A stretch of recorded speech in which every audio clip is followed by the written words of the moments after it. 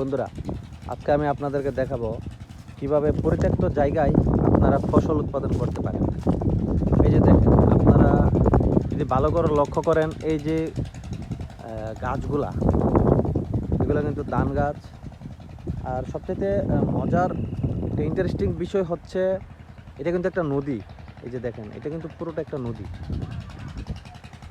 এটাও কিন্তু বন্ধুরা একটা নদী। এই যে দেখেন, ওখানে কিন্তু ব্রিজ রয়েছে। এই দেখেন ব্রিজ, এটা কিন্তু বাঁধের উপরে মূলত রাস্তা। আর আপনাদেরকে ভিডিওতে দেখানোর কারণ হচ্ছে, এই যে দেখেন, এখানে কিন্তু ধান রোপণ করা হয়েছে। আর এই ধানের ভিতরে কিন্তু এখনও মাছ রয়েছে বন্ধুরা। এটা কিন্তু একটা কাদার উপরে আসলে বুনন করা হয়েছে। এই যে দেখেন, এই দেখেন, এখানে এখনও কাদা পানি সবই রয়েছে, কিন্তু এর মধ্যে এখানে আবার ধান বুনন করেছে। আসলে দেখেন কতটুকু পরিশ্রমী এরা। একটা উর্বর জমি তৈরি করতে কতটা খাটনি দেওয়া লাগে, এখানে আখ চাষ করা লাগে, অনেক কিছু করা লাগে।